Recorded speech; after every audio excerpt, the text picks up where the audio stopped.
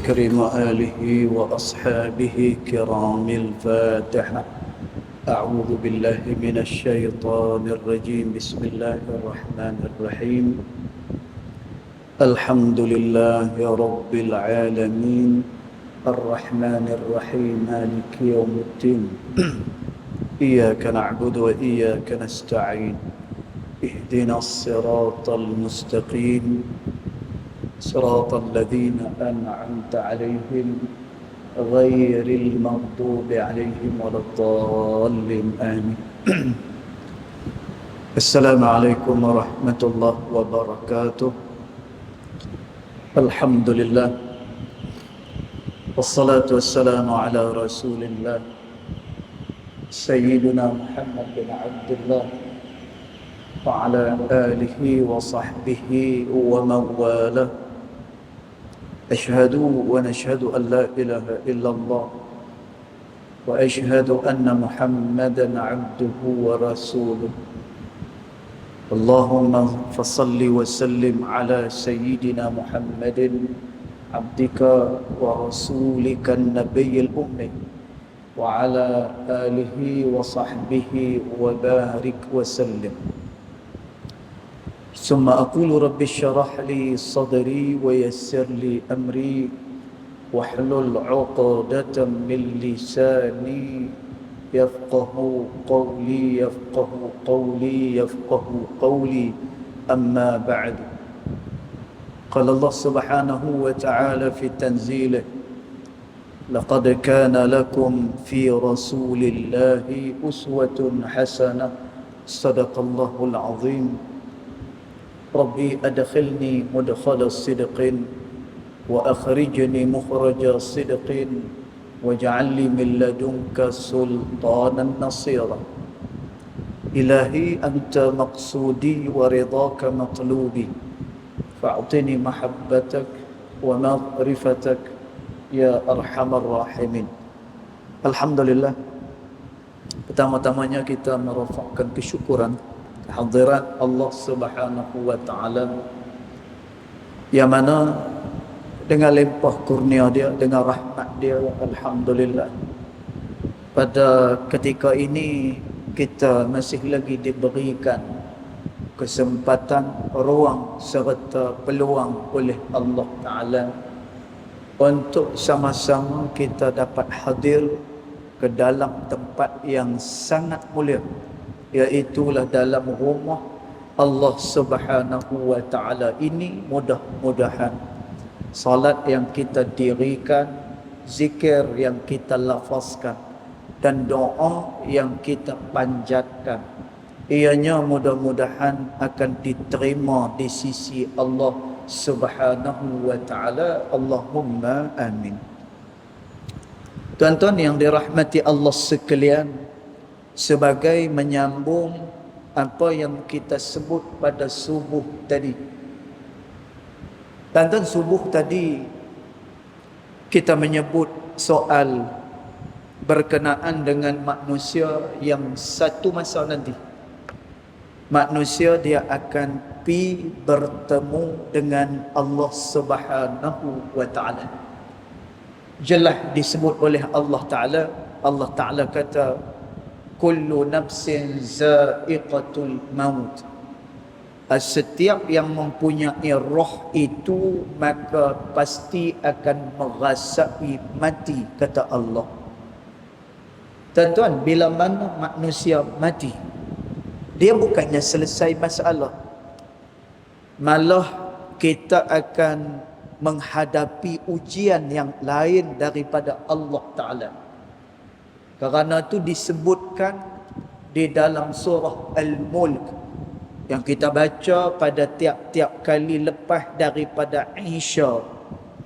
Tuan-tuan, bukan hanya setakat kita nak kelebihan daripada surah itu, tetapi jauh lebih penting daripada itu mentadabbur akan ayat-ayatnya. Allah Subhanahu wa taala kata, khalaqal mauta wal hayata liyabluwakum ayyukum ahsanu amala. Allah telah menjadikan mati dan juga hidup bagi kamu Yang tujuannya adalah untuk menguji siapa di antara kamu yang paling baik amalannya kepada Allah Subhanahu wa taala. Tuan-tuan, bila manusia mati esok ni, Allah Taala kata, wa innama tuwaffawna ujurakum yaumal qiyamah. Disempurnakan segala apa-apa yang dilakukan oleh manusia. Tuan-tuan, maknanya apa yang kita lakukan pada hari ini, ianya akan memberi kesan dengan akhirat kita esok. Dan akhirat dia merupakan perkara benar yang ditunggu-tunggu oleh manusia. Tuan-tuan, bak kata pepatah Arab, kullu qaribin, setiap hak yang, macam mana saya lupa, setiap hak yang ditunggu itu atin. Setiap hak yang ditunggu itu atin, ianya pasti akan datang. Dan ini disebut dalam pepatah Arab kata, dan yang ditunggu-tunggu akan datang, yang dijanjikan pasti ianya akan datang. Apatah lagi janji ini adalah daripada Allah Subhanahu wa taala, yang Allah Taala kata, inna wa'dallahi haqqan. Sesungguhnya janji Allah Subhanahu wa taala itu benar, kata Allah. Tuan-tuan, maka yang kita lakukan atas muka bumi ni, sama ada perkara baik, dia memberi kesan baik pada hari akhirat esok. Perkara buruk yang kita lakukan, ianya akan memberikan kesan buruk pada akhirat kita. Kerana tu kita sebut pada subuh tadi, Jibril alaihi salam ketika mana dia datang bertemu dengan Nabi SAW, Jibril tanya dengan Nabi. Tuan-tuan, saya dah sebut hadis ni panjang, dan tuan-tuan boleh rujuk dalam kitab Matan Al-Arba'in An-Nawawiyah pada hadis yang kedua. Tuan-tuan, hadis ni diriwayatkan oleh Sayyidina Umar radhiyallahu anhu wa arda. Hadis sahih. Tuan-tuan, yang mana Jibril mai kepada Nabi SAW. Kesimpulannya, yang Jibril duk tanya pada Nabi SAW itu adalah berkisar berkenaan dengan ketauhidan kepada Allah Ta'ala.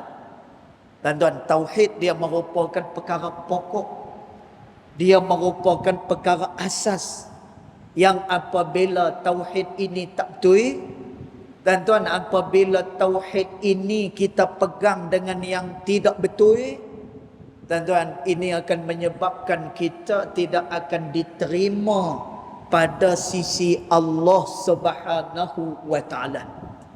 Kerana tu akidah dia merupakan perkara yang amat-amat pokok. Manusia ni dia nak jadi lagu mana sekalipun, tuan-tuan, dia akan asaskan daripada asas akidah. Kerana tu di dalam Sahih Al-Bukhari terdapatnya satu hadis Nabi SAW berkenaan dengan orang yang melakukan dosa kepada Allah Ta'ala. Tuan-tuan, beza antara orang yang kafir melakukan dosa dengan orang-orang yang beriman melakukan dosa kepada Allah Ta'ala.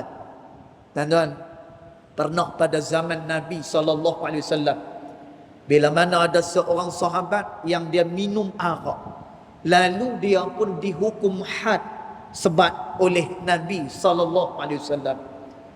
Bila mana dia nak dihukum sebat, lalu sahabat-sahabat yang lain bila tengok dia ni nak kena hukum oleh Nabi SAW, maka masing-masing duk cakap macam-macam.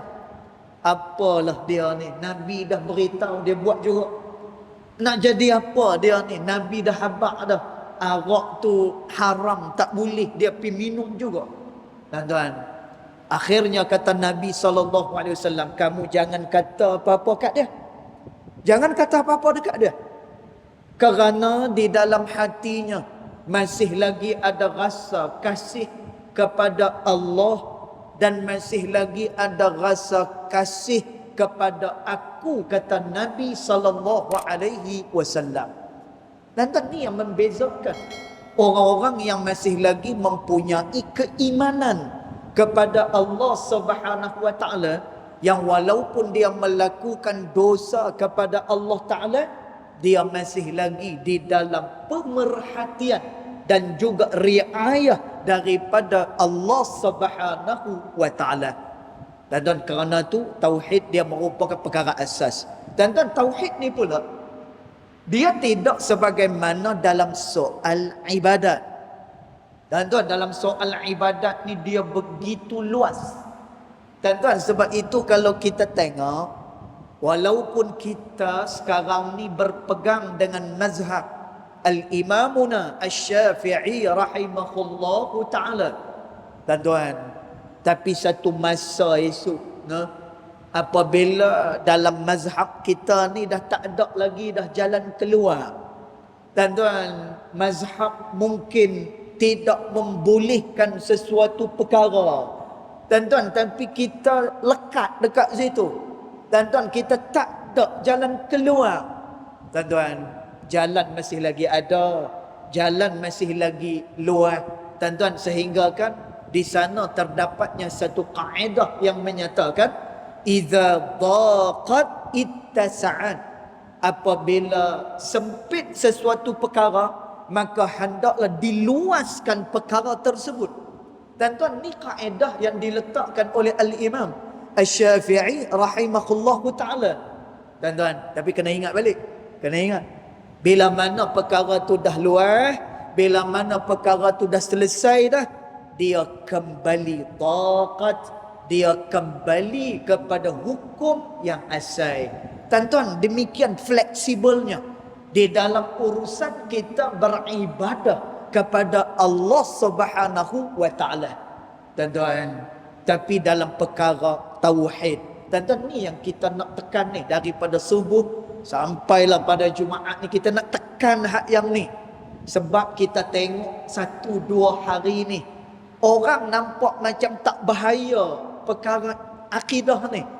Tuan-tuan, orang duk nampak macam biasa sahaja akidah ni.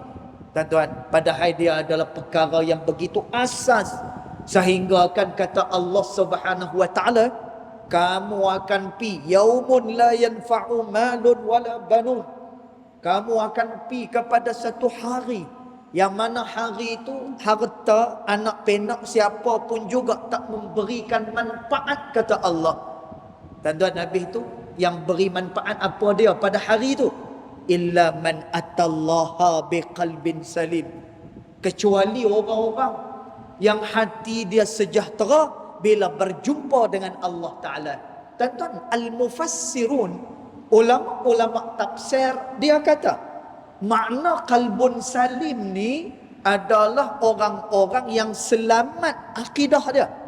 Tuan-tuan, maknanya akidah dia betul, maknanya akidah dia sesuai dengan apa yang dibawa oleh Rasulullah sallallahu alaihi wasallam. Tuan-tuan, selain daripada tu kita tak terima dan jangan terima. Tuan-tuan, pasal apa? Kerana ni melibatkan kepada soal akidah, kita duk buat main-main.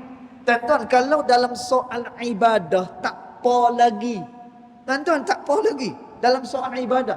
Ibadat ni dia ada banyak, dia punya cabang-cabang dia.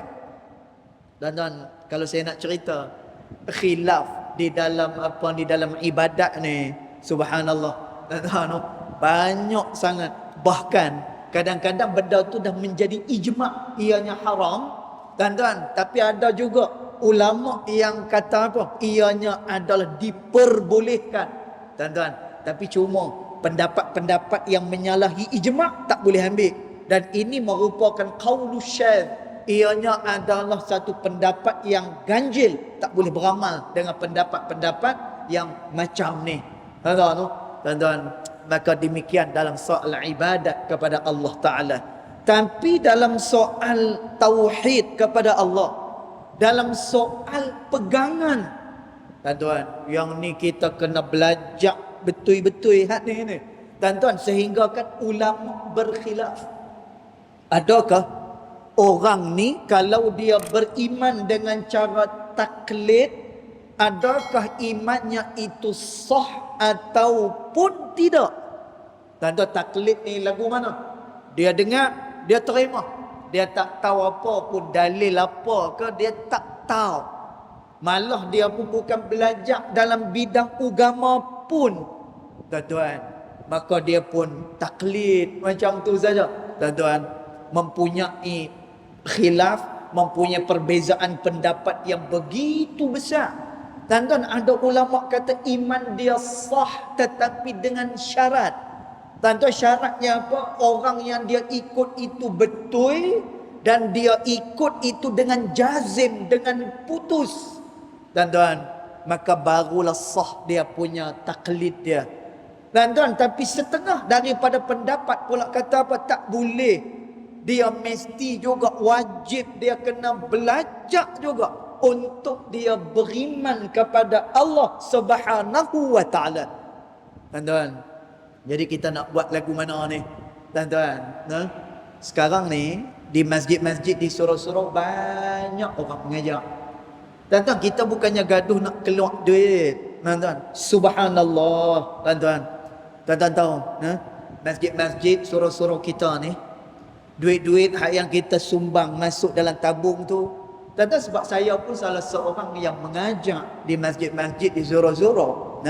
Tuan-tuan, insya-Allah mereka menggulurkan apa ni duit yang tuan-tuan sumbang tu kepada orang-orang yang duk mengajar ni. Tuan-tuan, dan orang mengajar ni pula dia bukannya minta duit. Dia tak minta pun. Tapi dah ini masjid, satu institusi. Surau dia satu institusi, dia ada duit. Duit tu bukannya duit peribadi. Ianya adalah duit orang ramai. Maka mereka buat program dan sebagainya. Tuan-tuan, kita tak gaduh pun nak bayar RM200 dekat apa ni pengajar. Kita tak gaduh pun nak pi bayar kat dia. Melainkan tuan-tuan nak bagi sedekah apa semua, itu lain cerita. Tuan-tuan, tapi kita free lah. Tuan-tuan, setahu saya dan kita semua tahu, masjid surau ni ada yang menghancurkan kelah-kelah tauhid, baca macam-macam kitab. Ummul Barahidnya baca, Bakurah Al-Amaninya baca, Jauharatut Tauhidnya baca, Kifayatul Mubtadi'nya baca. Tuan-tuan, pilah kita belajar. Pasal apa? Kerana hak ni adalah termasuk dalam tuntutan untuk kita belajar. Dan tuan, apatah lagi dia adalah soal pergantungan kita, iaitulah akidah kita kepada Allah Subhanahu wa taala. Tuan-tuan, jangan kita suka dengan benda yang pelik-pelik. Oh, yang ni bila tengok pelik, berlain daripada huraian orang, maka dia pun mudah-mudah nak terima.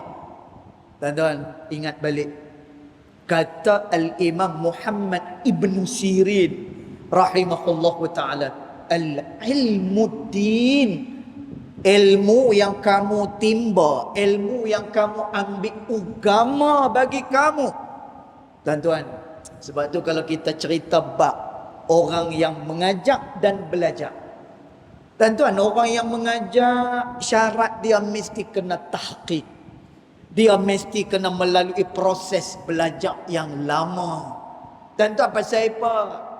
Yang mengajak ni dia ibarat driver. Dia ibarat driver. Kalau driver ni masuk gaung, habis penumpang kat belakang pum masuk gaung. Tuan-tuan, sebab itu Imam Nawawi rahimahullahu ta'ala menyebut, apabila kamu nak menerima ilmu seseorang, maka dilihat fanzur ila ahliyatih, maka hendaklah kamu lihat kepada keahlian dia. Tuan-tuan, hendaklah dilihat kepada kelayakan dia apa. Tuan-tuan, jadi tak adaklah kita duduk dengar kan, buat pengakuan pula lagi. Buat pengakuan, oh saya ni akidah saya macam ni. Bangga pula. Tuan-tuan, kita sebut ni kerana apa? Risau kerana hidup tu sekali. Tuan-tuan, kalau lepas mati ni, lepas tu dia boleh masuk online kan, lepas tu Allah Ta'ala terima, tak apa, kita bagi peluang yang kedua. Tak apa, tuan-tuan. Ini bila kita mati habis, tak ada lagi dah. Bab kata Sayyidina Ali radhiyallahu anhu wa arda, dunia adalah tempat amal kepada Allah, manakala akhirat adalah tempat balasan Allah Subhanahu wa taala. Tuan-tuan, sebab itu Nabi SAW, ni bukan Nabi. Nabi cerita bagaimana ada satu orang manusia, bila dia dapat buku catatan dia daripada sebelah kanan. Tuan-tuan, dia dapat buku catatan sebelah kanan, punya suka dia. Suka dia apa ni dapat catatan sebelah kanan. Pasal apa? Tuan-tuan, bila dia dapat catatan sebelah kanan, menandakan bahawa dia selamat daripada azab Allah Subhanahu wa taala. Tuan-tuan, apa dia buat? Dia pun bersujudlah macam kat dunia dulu. Macam kat dunia. Anak dapat SPM elok, ayah sujud syukur. Tuan-tuan, kita dapat nikmat sujud syukur. Tuan-tuan, nanti ada di akhirat besok orang ni, dia terima buku catatan lalu dia sujud pada Allah. Tuan-tuan, Allah Ta'ala kata apa? Qum, bangun. Allah Ta'ala kata, hari ini bukan hari bersujud. Hari ini adalah hari pembalasan daripada Allah Subhanahu wa ta'ala. Tuan-tuan, kerana tu, dalam bab yang saya sebut tadi ni, bab mengajak belajar, yang mengajak dia kena tahqiq, dia kena melalui tempoh pengajian. Tuan-tuan, manakala yang belajar pula, dia kena mengikhlaskan hati dia dalam belajar. Mudah-mudahan dia dipandu dengan hidayat daripada Allah Subhanahu wa taala. Tuan-tuan, maka kita simpulkan saja, tuan-tuan, dan saranan daripada saya, tuan-tuan, tekankan 3 perkara penting ni.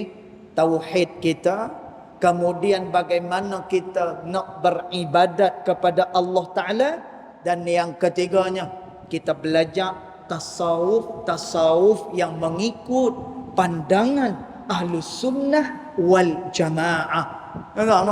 Dia kadang-kadang hak yang jadi menyimpang, menyeleweng dan sebagainya. Kadang-kadang, tuan-tuan, ni pintu yang terbesar.